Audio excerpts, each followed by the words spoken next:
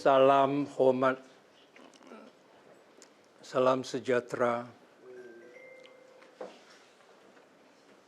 A happy new year to every one of us. My wish for this year is that may we all be well, may we all be healthy, and may we all be happy for this new year. I want to thank our President, Sabah Society, Saudara Edwin, and your Executive Committee for inviting me this evening to speak on a topic which has been in the heart and mind, not just of Sabahan, but Malaysian. I believe the whole country. Tonight I'm going to speak and share with you the little experience, however short, that I have to share with you, with the hope that after tonight, when we go back, we ponder what the future will be, not just for Sabah, but for Malaysia. But before I proceed to share with you, let me, while you pass around the little donation box, which I encourage you to do your part, I would tonight also like to urge you, and that is my personal request, if at all possible, no compulsion nor force, but if at all possible, consider buying a copy or even more. Consider that, buying a copy or even more of this book, which I believe is going to be very useful to you. And I believe this one is going to be a collector item one day of value. You don't thank me. I'm not expecting any thank from you. But if you buy this, if you buy a copy or more of this, give it to your friend as gift of the year. Buy a few copies, not only because it's going to be a collector item, but I want you to read, I want you to reread it, read and reread. Read again. Take your time. Then you will know what Sabah has been facing all these years. Tonight I'm not going to talk about blue ICs. Tonight I'm not going to talk about blue ICs, the issuing of blue ICs. Tonight I'm just going to share with you what I did when I was a Chief Minister with regard to the illegal. But if you are interested in blue ICs, the issuing of blue ICs, I can only recommend you that you go and see my good friend, my personal surgeon, a doctor I first, whatever happened to me, he will be the first one I call. And he happens to be here, Dr. Chong.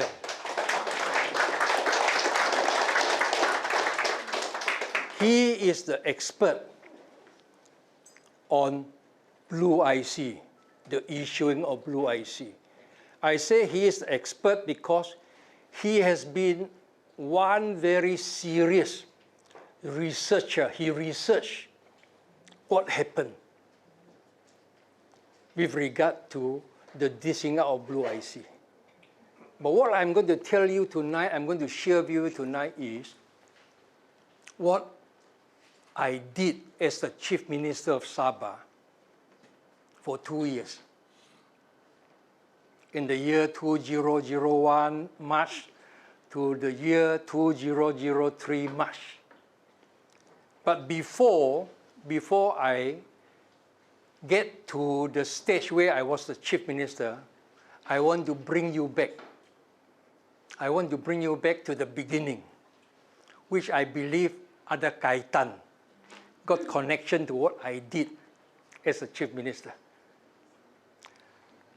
I completed my law degree in Victoria, University of Wellington, New Zealand. Exactly 50 years ago. I finished my law degree in 1974. I came back to Sabah in 1975, 50 years ago. Not that long, neither is it that short. When I came back in 1975, and this is where I can tell you, the year 1975 to me was a momentous year. Momentous year because that was the final year, the end of Tun Datuk Mustafa era. When I came back in 75, I joined the State Attorney General Chambers. At that time, the Sabah State Attorney General Chamber was a very powerful legal chamber because all the federal prosecution were delegated by federal to the state government. And the State Attorney General officers, we were the prosecutor. We were the DPP. We took up criminal cases. We charge and prosecute criminals. That was in 1975, and I was appointed as a legal counsel, one of the legal counsel in the State Attorney General Chambers. My boss then, bless him, and he, until today, has been my favorite. My boss at that time, the State Attorney General, was the late Datuk Muhammad Yusuf Rashid. Datuk Yusuf Rashid. He was then the State Attorney General of Sabah, a West Malaysian, orang Malaya. But I tell you, he speaks impeccable English. He speaks and he writes first-class English. In fact, he speaks the English. He was my boss. I was under him. 1975, I say, was momentous year, not only because of Tun Mustafa last year of the Alliance State Government. 1975 was also the year where we have started seeing the emergence of Filipino to Sabah.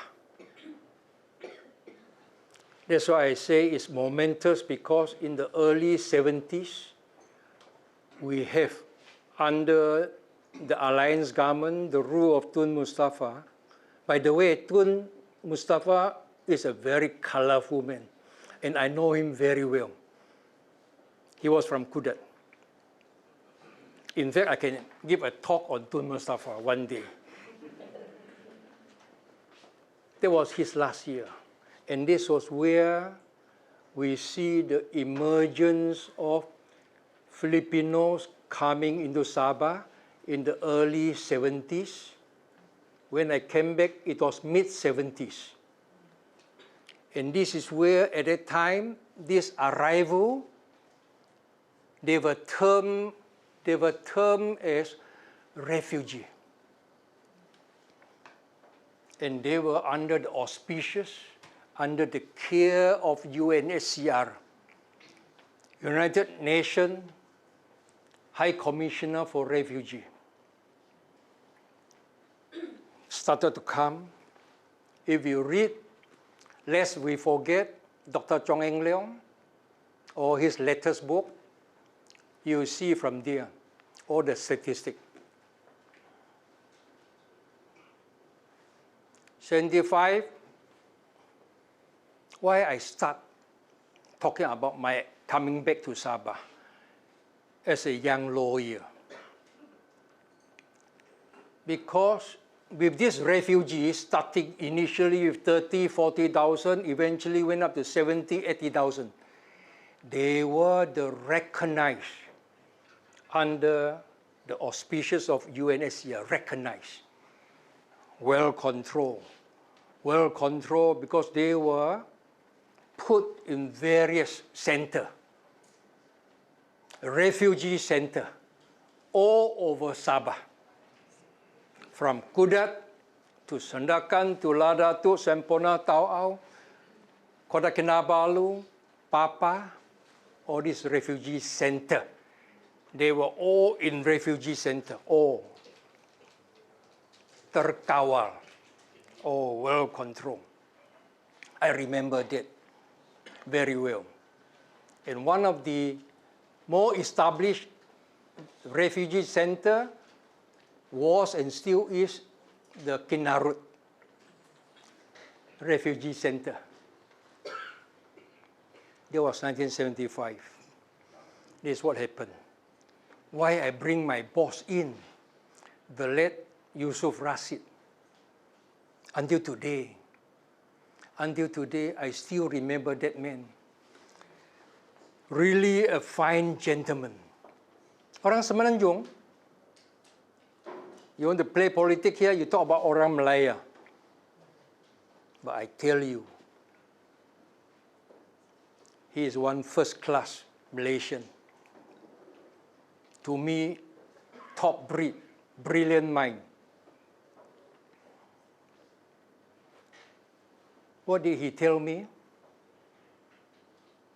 When he became a judge in Kuala Lumpur, I became very close with him. When I was in the AG chambers, he told me one thing and I never forget. I never forget. Young man, he said, young man, don't you forget. You allow, or rather we allow the Filipino to come in. The more we allow them to come in, one day, they will take over. They will take over. So you as a Sabahan, you better don't forget. And this AG at that time, to me, he was one of the very rare, not few, very rare guy who dared to speak up to Tun Mustafa. I mean, those of you who are 50, 60 years old, 70 years old, you know what happened those days of the alliance era. No one. But this man dared to speak up. I told the boss, he told me, I told the boss to stop it. No more. No more. That was 1975. Forward 1975. And that was 50 years ago. 50 years ago. Come 40 years ago. Come 40 years ago. First time I became State Assemblyman in 1981. That was 42, 43 years ago. I was the State Assemblyman for Kiat. And from there, the Chief Ministers then, Dato' Haris Saleh, now Tan Sri Haris, I was appointed his one and only Assistant Minister. At that time, all the state government we have only one assistant minister, not 2 or 3 or 4. And I was his one and only assistant minister under Dato' Haris. And one of my job 40 years ago was monitoring all the detention center refugee. What a coincidence. What a coincidence. That's why I mentioned Kinarut, where I used to frequent those days. Very well controlled, regulated. 50 years ago as a young lawyer in the AG, 40 years ago as an assistant minister in the Berjaya government, second term of Berjaya government. That's what happened. 30 years ago, in 1995, I was appointed as a federal minister at the Prime Minister's office. And I was one of the 3, only one of the 3 ministers in the PMO. Chong Kiat, one Sarawakian, the late Abang Abu Bakar, one West Malaysian, the late Tan Sri Dr. Osman Abdul, Tan Sri Hamid Osman, he was the minister in the PM department in charge of Agama. Abang Abu Bakar, the other ministers in the PM office, was in charge on behalf of the PM, in charge of all the GLC under PMO, the Petronas, Telecom, all this, where the Prime Minister is in charge. He looked after all the PM corporate entities. And where did Mahathir put me? Tun put me to be in charge of the National Security Council, Bahagian Keselamatan Negara. Another coincidence. I was there a few years, a short stint, but thank God I was able to see that group of professionals in the BKM. They were good. They were really good. They know the whole country. And this is National Security Council. And one of the National Security Council outfit in Sabah, Dr. Chong, is Pasukan Petugas Sabah, the Special Task Force. And that is where they monitor all the refugees, all the arrival coming from Indonesia and Philippines. They keep tab. They keep tab. Another coincidence where I have that opportunity to get to know all these professional officers. And they are good, believe me. They are really good.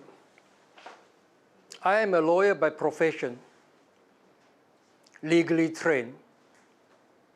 I have been in practice before I joined politics.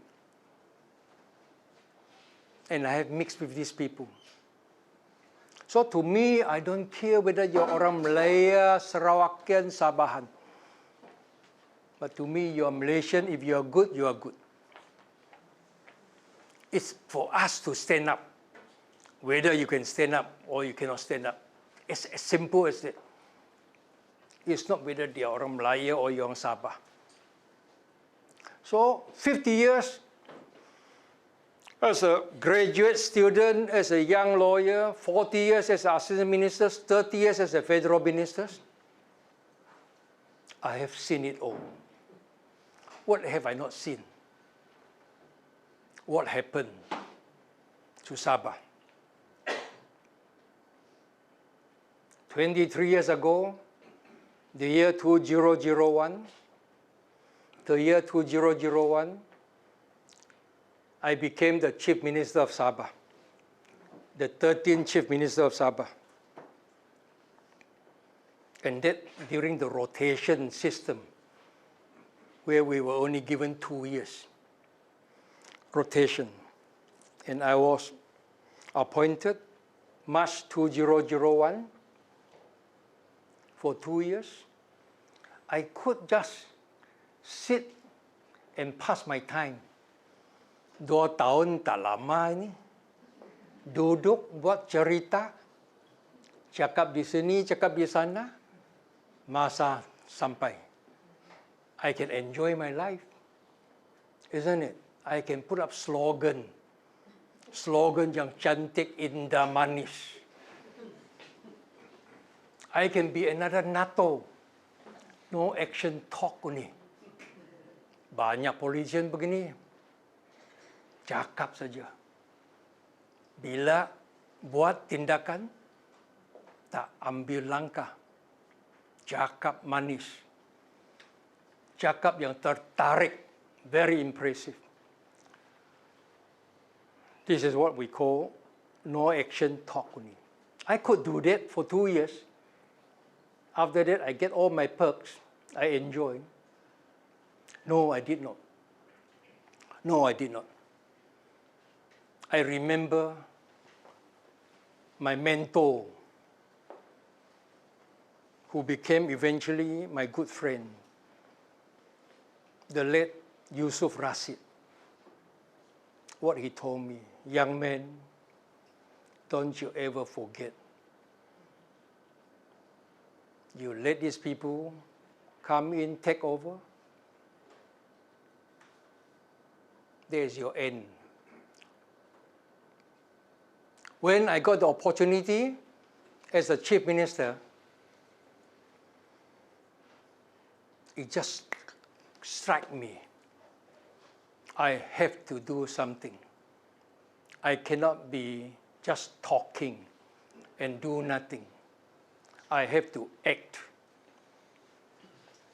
Thank God, the Almighty has been very kind to me, giving me the opportunity to have all the cable, all the connection from federal to the state. And these are the people, now as the chief ministers, I need them. I mean, you can talk, you can be really a good activist, however honest you are, however good you are, good intention. But I am more a realist. I'm more pragmatic. I have to face reality. A state, beautiful state like Sabah, such a beautiful place. I am the chief minister now. I am the chairman of the State Security Committee. State Security Committee, very powerful. But I don't control the military. The state doesn't control the military. The state doesn't control the police. All the pertinent enforcement that are needed for law and order in our state. I need the connection. And thank God I have it. What I did, first thing, I went to Kuala Lumpur. I called, requested for a meeting with the Prime Minister. And happily, we were of the same coalition, the Barisan Nasional, at that time. I called on him. Tun, Dr. Mahathir, he heard me out. I told him my agenda. I said, Tun, kita menghadapi apa yang penting hari ini di negeri Sabah, 3 saja. Jadi dalam 2 tahun yang saya akan ketuai, mudah-mudahan atas bantuan kepercayaan, Tun, kemungkinan kita boleh selesai. I told him my agenda, the 3 U's, bukan slogan yang cantik, slogan yang fight, betul fight-nya, anti-illegal, the illegal immigrant in Sabah, the illegal logging, yang itu yang saya lebih tak boleh tahan, illegal logging. Sampai all the forested beautiful land, all the environment kena dibotakkan, habis. Flooding, the drying up of river, all due to illegal logging. Illegal immigrant all over, suka masuk keluar, illegal logging,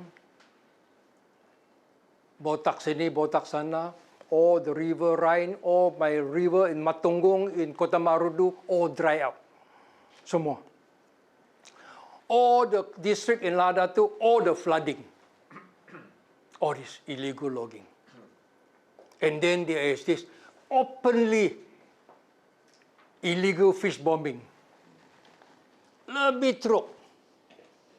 Bom di sini, bom di sana, habis the ecosystem. Ecosystem on land, ecosystem in the sea. Semua Sabah, habis. So these are the 3. I said, we have to do something, Tun. But the most important I come today is the illegal immigrant. Illegal logging, I got the enforcement. I said, Tun, the state, we have got the capability. Bombing, fish bombing, kita boleh. We have the resource, state. But illegal immigrant, saya minta bukan saja restu, saya minta bantuan. I need help from the police, the military. Without that, we cannot. And you know what I told Tun? You know what I told him when I met him? For well over 1 hour. I told him, Tun, when I was the minister in the PM office, in your office, I have seen myself.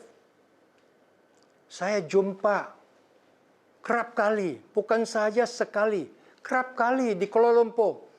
Saya jumpa di Langkawi, saya jumpa di Johor Bahru. Yang mana saya pergi, saya jumpa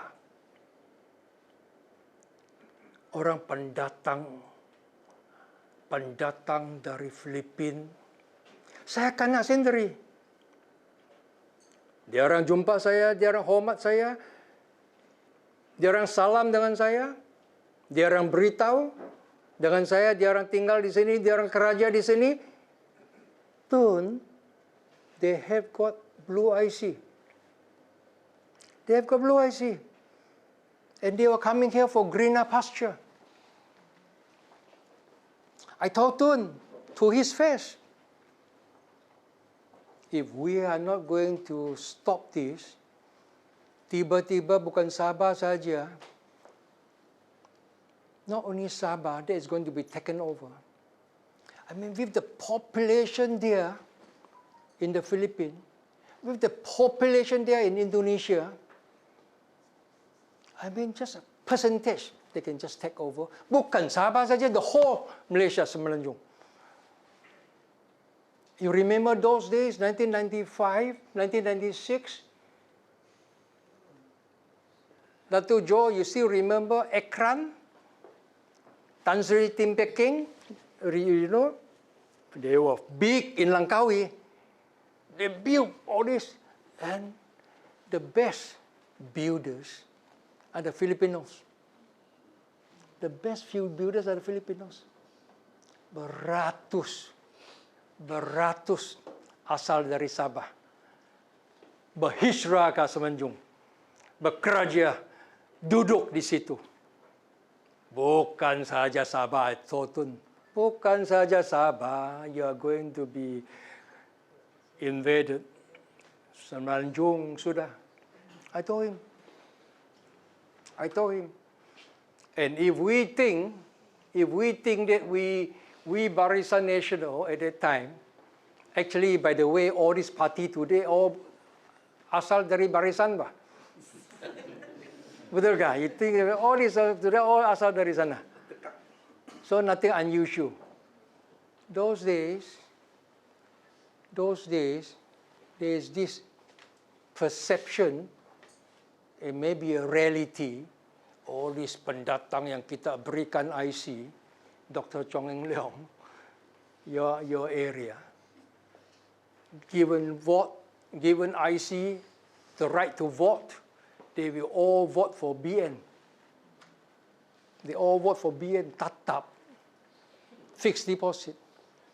But I thought Mahathir, my experience in 1999, tahun 1999, when I was the challenge for BN in Kiat.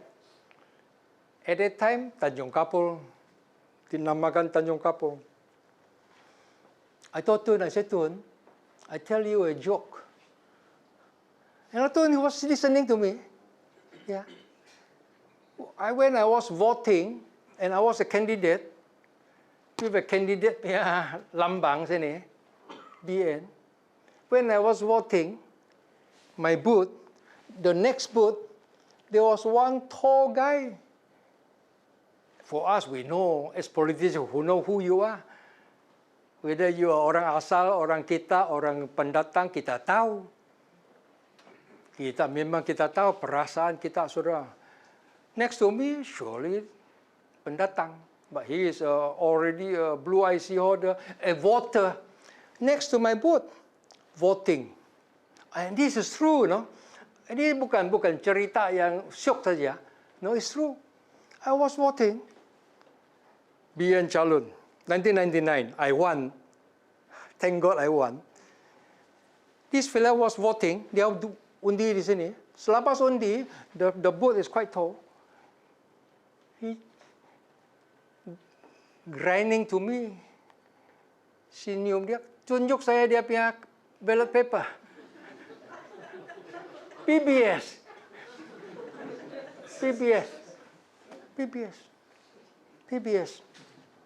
You think they are the fixed deposit? You think they are stupid?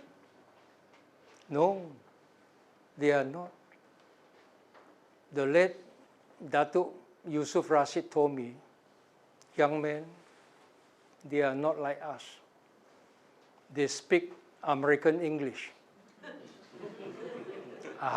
Those days, 50 years ago, apa itu they speak American English? I was a young lawyer, kan? There's nothing wrong, even easier to listen, to understand. But what he meant was upbringing culture lain, fikiran lain. He showed me, PPS.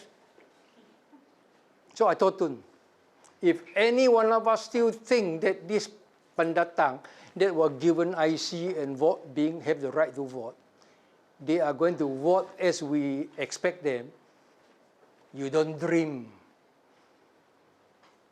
People change. What more with our behavior, with our own behavior? Is it? So I told him, no, we have to do something. You know, I talked to him all this. I even told him the 1990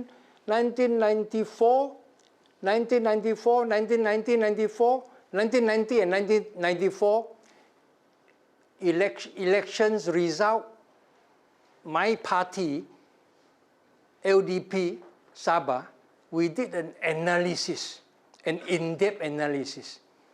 And I showed to Mahathir, look at the analysis, 1990, 1994. All the stream already, you know the name, whether you're Chinese, whether you are suspect, or you can see. PBS only. LDP, Sabah, they did an in-depth analysis and show Don't ever dream that forever you can control people. You see? So I said, Tun, we have to do something. It's already out of control. I tak boleh stomach. People come in and out with impunity. Suka-suka masuk keluar. And the worst thing is, all the health, all the smuggling, all the weapons, and even today, all the illegal connection, water, electricity, everything. Segala beratus-ratus juta hilang oleh kerajaan, pihak kerajaan. And we just let it be. We just let it be. Kita cakap saja subuh. Tiap hari kita cakap saja. Bila ada kuasa, tak.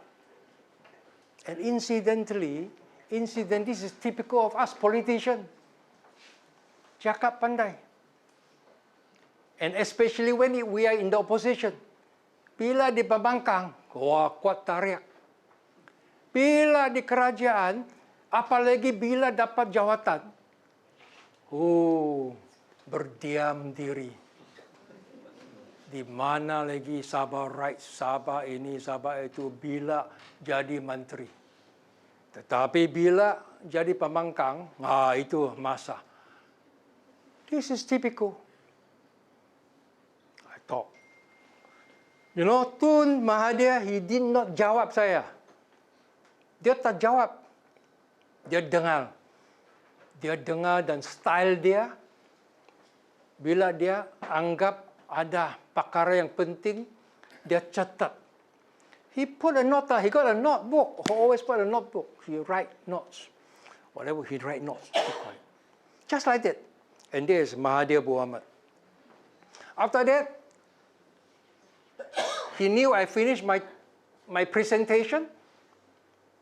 He stood up. Dia berdiri.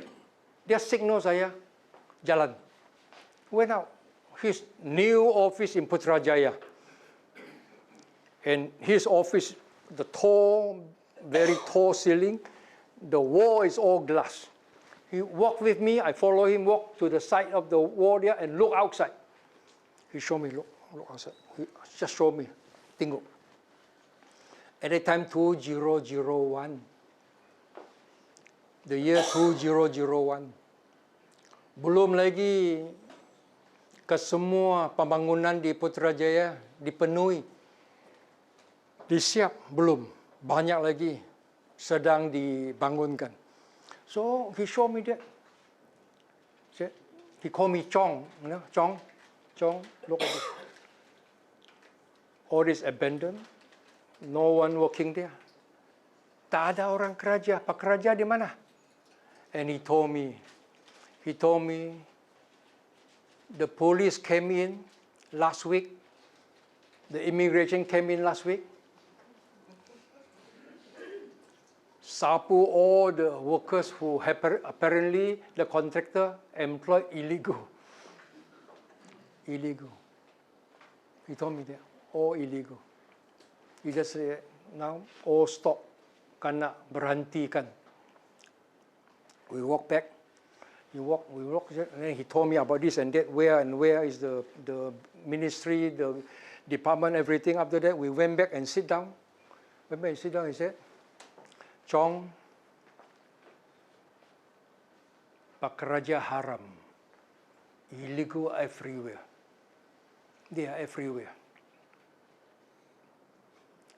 But, and he said that, but there is no reason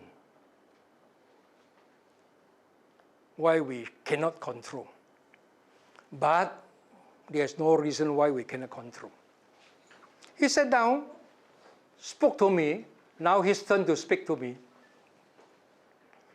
And we have to do something. You know what he told me? You are now the Chief Minister of Sabah. And this is all from what I can remember, and remember vividly. Tak tambah garam. I don't exaggerate. And I don't need to. I don't need to. That's what he said. You are now the Chief Minister of Sabah. You do what is right. Tun Mahathir Mohamad, one gentleman who has been cursed left, right, and center, especially by professionals, and especially by people who have never met him, or who don't know him personally. I mean, this is usual, nothing unusual. You dengar, persepsi, dengar, then you build up that hatred. I mean, it's natural.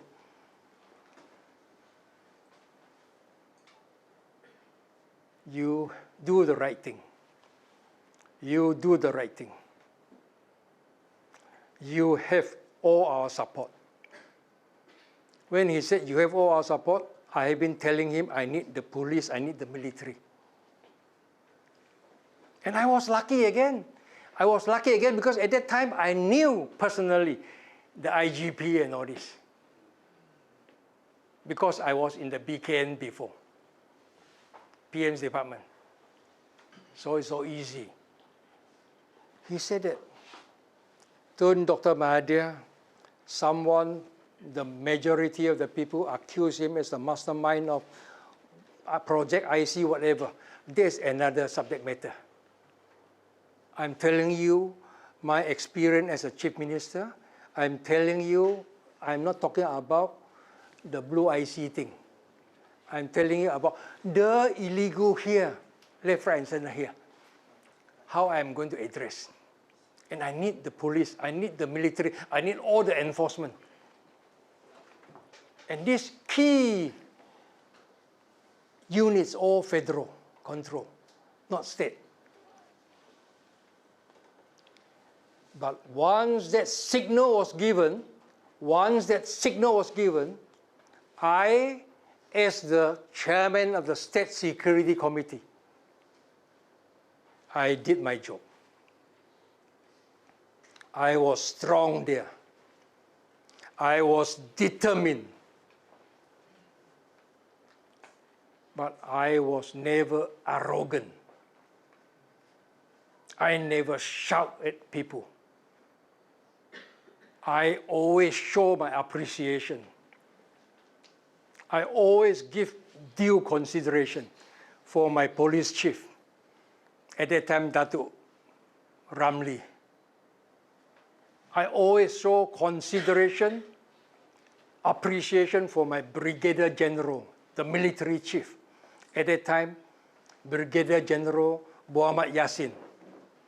And at that time, there's another Major General, East Malaysia. He is the head of East Malaysia, but based in Kuching. Based in Kuching. Major General. These are the people. It's all in the book here. It's all in the book here. It's all in the book. This is where the people, they got the signal. They got the signal from their general, from their IGP. I had non-stop meeting of the State Security Committee, which I chair. What did I do? I got the clearance. I got the clearance as a chief minister. I came back. I briefed my state cabinet. I called for meeting. We sent out all the special branch. We sent out all the CID onto the ground. Onto the ground. And I tapped, when I was in the BKM in Kuala Lumpur, I tapped the state BKM here at the time. Bahagian patukas khas. And these people here in Sabah, I tell you, Dr. Chong, they have all the map, everything. They have all the document, every nook and corner of these people. and they feed us. They feed us. If I don't play ball, if I play Lawyer Brook, if I shout here and there, just to get popularity, Syuk Sindri and my Sabahan happy for 2 weeks, 3 weeks, I get nothing. I get nothing. They feed us. They feed the special branch. I have meeting in my house. I have meeting at office until 8 o'clock, 9 o'clock. We plot our plan, we went round, check everything, and then they went down and tell these people. And again, I always appreciate the media, the state and the national media. Non-stop publicity those days. What happened, where we go. And that includes Chong Kiat, the Chief Minister at that time. I myself went down to the ground. I myself went down to the ground. I went to most of these islands in Sempona and Kunak. I went myself. I myself went to Pulau Gaya at that time, 20 over years ago. I went to Sempulan, I went to Likas, you name it. And no one have ever been to BDC Sanakan. I think some of you will know what BDC is all about. BDC Sanakan. Tak ada orang berani masuk. Kecuali orang yang tinggal duduk di situ. Tak ada orang langsung berani masuk BDC. Apalagi kampung Aisbok, Tawau.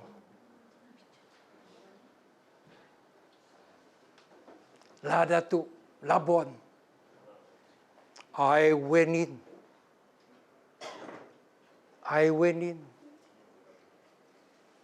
Bukan berani tak berani. Kiri kanan ada pegawai-pegawai atas senapang saya. I got all this in battle attire, military attire. Dato' Joe, machine gun, we bring in, we masuk. We went in. We never rough them up. We talk to them. Tak ada dokumen, kita balik, masa, sampai balik. Balik. We went in. I got group of my police in combat uniform, military. We went in. Wherever I went, we did that. And it came on the paper. It came on the paper. We do that. We do that. And this is what happened. We ran round. In addition to going down Turun Padang all over, non-stop, I engaged with all the relevant high officials of Indonesia,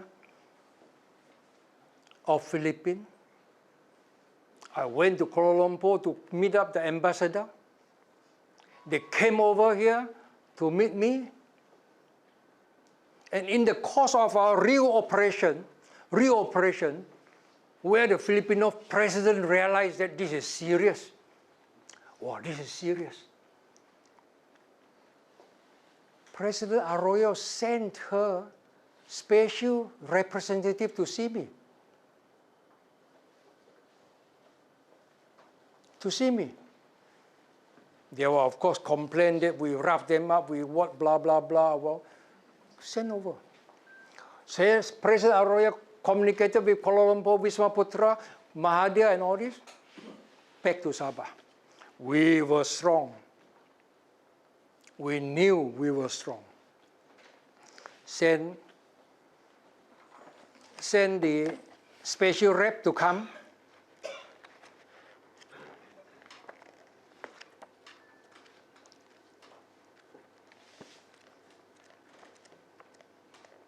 And we talk civilly. No choice, they all cooperate. They all cooperate. We send people out. We send out these people. We send out these people.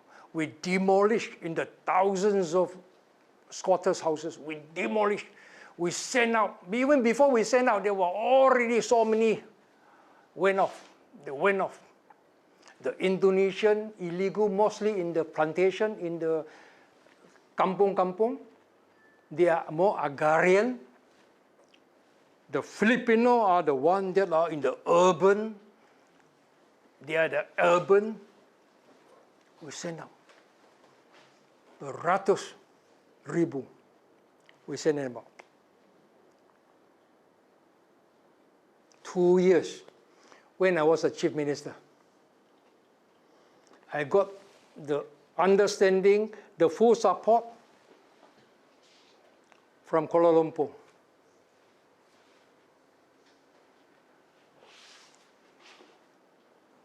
For 2 years, when I was a CM, you don't see people outside peddling all the illegal stuff.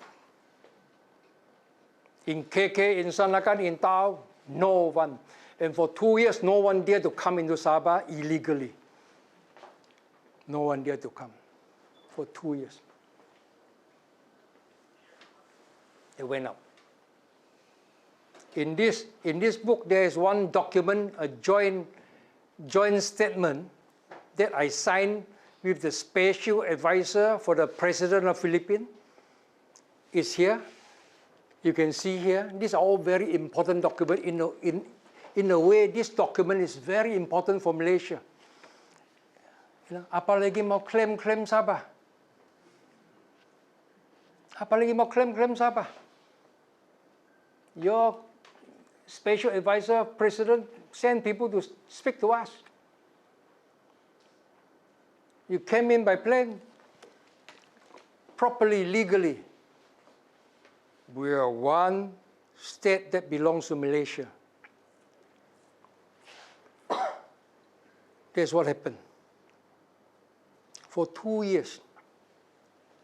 For 2 years.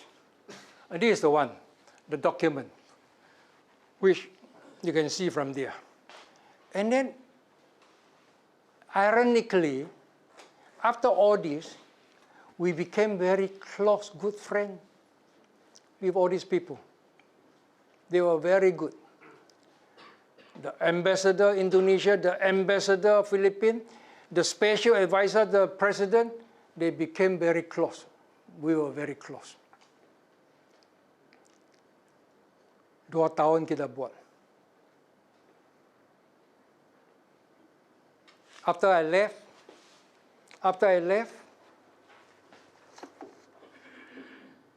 17 years now. 17 tahun sekarang. And after I left, this is the first time I opened my mouth. I speak up. Cukuplah. Apa kita mau buat, kita buat sudah. We can just pray that Sabah will be good. Malaysia will be good. The West Malaysians now know if there are more people coming in here, getting whatever documentation, whatever, it all goes there. You know, I have got one Filipino who voted in Kiat, Dr. Joe, I can tell you, speak American English, become my good friend, voted in Kiat. You know, he went to Australia, Malaysian passport. He went to Australia, and this budak nakal, betul naughty fellow, he all stay in Perth. From Perth, he went to Melbourne. He is really nakal fellow. I know him. I know him very well. He went there to work, to make money, but he didn't follow the law. He thought that Australia is Sabah. He thought Australia is Sabah. He was there, and he was Detained. He was arrested and detained. Detained not for 6 months. He told me, 1 month, sir. 1 month, sir, they sent me out. Now I'm black mark. Cannot go back to Australia. This is what happened. Not only they are going to invade Australia also through us. So this is the problem. What do we do? What can we do? Today, drugs continue. Today, drugs continue. Mother of Sabah woes is not Carita Chong Kaket. This is by a respectable Malay. This statement is made by a respectable Malay, a highly educated, very respectable Malay, in the person of the eventually ended up as the Deputy Inspector General of Malaysia, Datuk Bakri Jinin. Ini apa yang dinyata oleh Bakri Jinin. One local Malay, orang Melayu. Bukan Cina yang meredang. Bukan Kadazan yang meredang. Bukan. Sabahan. Sama ada you Melayu, Cina, Kadazan Dusun, asal Sabahan, kita meredang. And this is not Chong Kaket yang cakap. This is the Deputy Inspector General of Police. But again, you can ask, Tan Sri Chong, he is the Deputy DIG. Kenapa pula dia tidak buat? When he was the Deputy DIG, kenapa pula dia tidak buat? Again, if we Sabahan leaders, we don't set our priority, you have different priority, you expect these people to spend their time watching for you, watching the door and window for you, if you are not interested? If we Sabahan leaders are not interested, I mean, think about it. If only Chong Eng Leong, Dr. Chong Eng Leong yang minat saja, habis kita semua. You see? If only every one of us just dengar, duduk saja, dengar saja, itu saja. What more? You think the police will be interested? I mean, ask ourselves. If Sabah leaders are not interested, don't give priority to what needs to be done, don't blame West Malaysia. Don't blame our police. Don't blame our immigration. If our political leadership are not interested, other than cakap, you don't take the lead, you don't show your interest, you don't go down and lead, be the leader, you don't blame the police. This is what I mean. I've been seeing the state keselamatan negara, the state BKN, the immigration, kerap kali send out, they detention center, di mengatal audit, ada di send 500, 300. Sekiranya kita punya illegal entry point tidak dikawal, apa guna? Usia balik, besok, minggu depan dia balik lagi. Buang masa, buang duit rakyat, our taxpayer punya duit, buang human resource. Bulan depan dia balik lagi. Because the illegal entry and the enforcement, they know where the illegal entries are. Entry and exit. Jalan tikus. Jalan tikus. The illegal land. The entry and keluar. They know. And they publicly publicize how many they have all over. But, kenapa pula bila Chong kakek was a CM 2 tahun, semua jalan tikus kena ditutup dengan berkesan. Dengan berkesan, tak berani masuk. You see? So, we are wasting a lot of time, wasting a lot of resources. And saya kasihan, I pity. I really pity our enforcement people. Send in and out, send in and out, send in and out. But the crux of the problem is the illegal entry. That is the crux of the problem. Sekarang you control that area, and you are firm, you make sure that tindakan diambil segera. I tell you, by and by these people will know. Because they are proper entry, designated entry and exit point, where they are CIQ, custom, immigration, quarantine, semua. Apa negara di dunia pun ada. Including Sabah, we have all the proper entry exit. There was syndicate, of course. There was syndicate yang urus all this.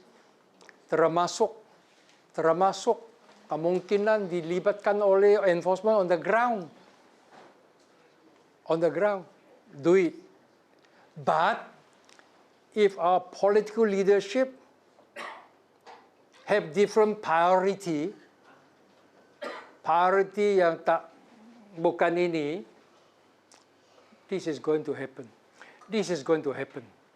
Today, when you're free, please go to UMS. Our iconic institution, we don't have that many iconic institutions in Sabah. And UMS is building up to be one. You just go to UMS, sebelah, di belakang, you go in. You jalan pergi sana, kampung Numbak and all this. You move, you just drive in on a Saturday or Sunday. Sakit hati. It breaks your heart. With all this beautiful building, bangunan yang indah, di sekeliling, you can see all the sittingan. Lebih teruk jika you melawat the naval base in Sipangga. You go to the naval base in Sipangga today. You think, oh, what happened to Sabah?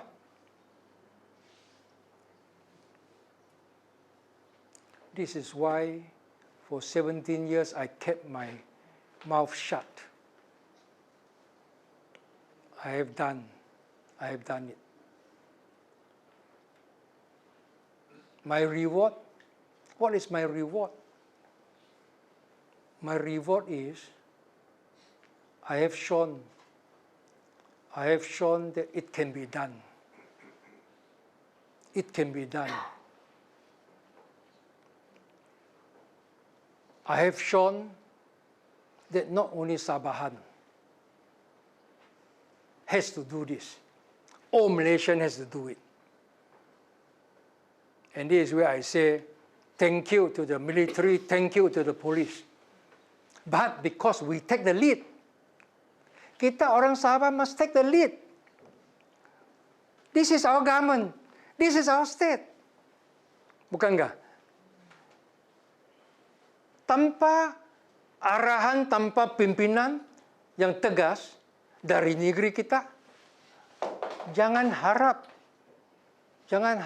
pihak berkuasa akan ambil inisiatif. You don't blame them. I mean, you are not interested. You are not interested.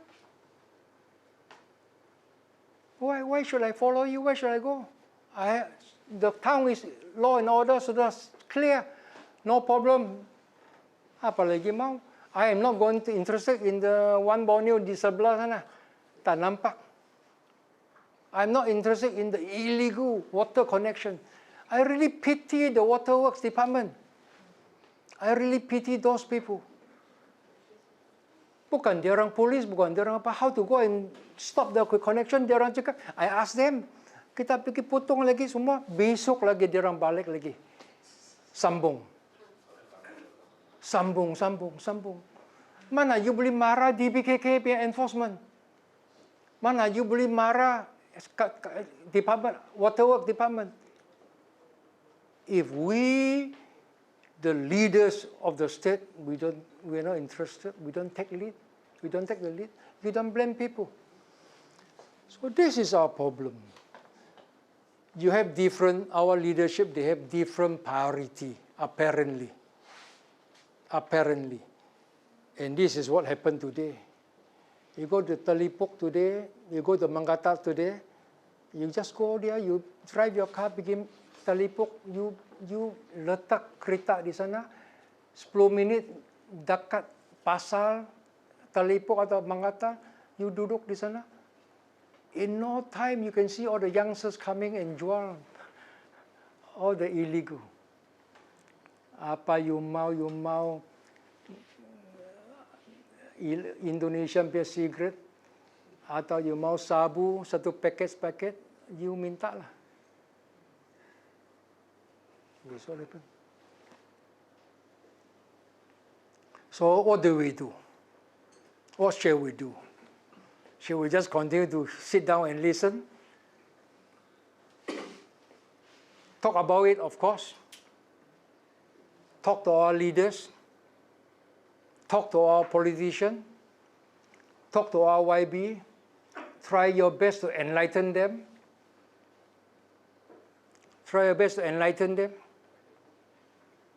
Like what Datuk Joe Samad is doing. Continue to write. Like what Dr. Chong Leong has been doing, continue to speak up. I mean, I've been thinking, what can we do? For 17 years, I left the government. Apa yang kita boleh buat? Di depan kita tak ada masalah, nothing, it's okay. But it hurts me. I've been driving to all these places. I tell you, it is sickening.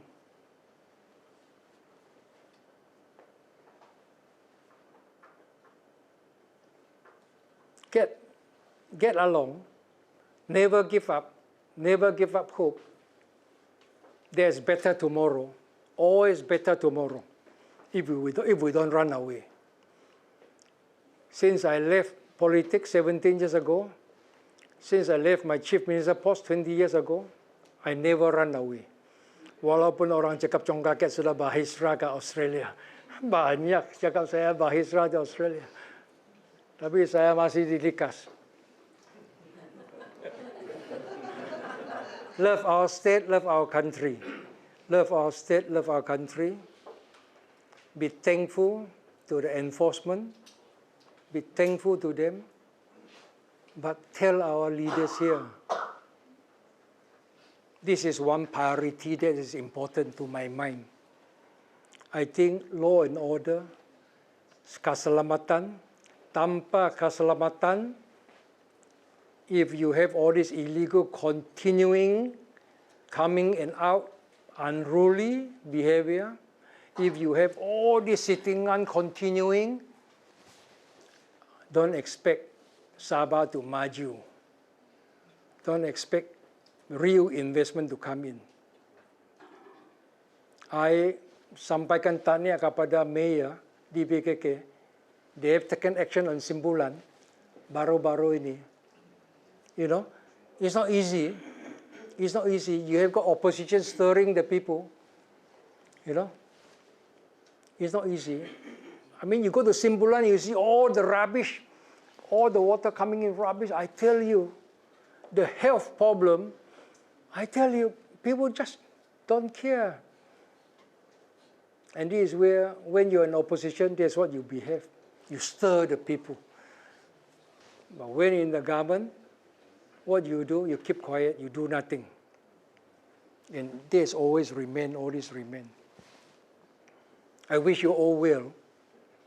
I wish you all well.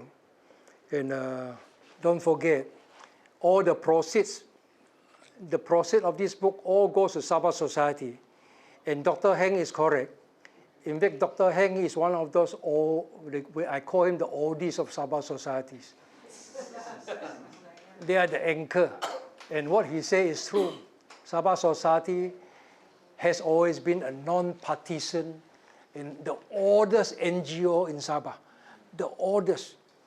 And their membership comprises of respectable people. Not just professional, but people who contributed a hell of a lot to Sabah without shouting. They do it their own way. And they don't have that money. They don't. Everything is sourced internally amongst themselves. And thank God by people like you. Thanks for the donation. And I'm sure, grab this book. You can never buy this outside anymore. No more. The remaining copy I have, I gave it to Sabah Society. I said, Edwin, sell it. Let them read it, let them keep it. You know, and this is a publication, bukan senang saja. I said, thank the Daily Express. I said, thank the Daily Express. And if you read it, you know why I said, you must thank the Daily Express. No way can you compile, have material like this. And it's the Daily Express. That's why I put the cover, Daily Express. Please, grab it. Thank you very much.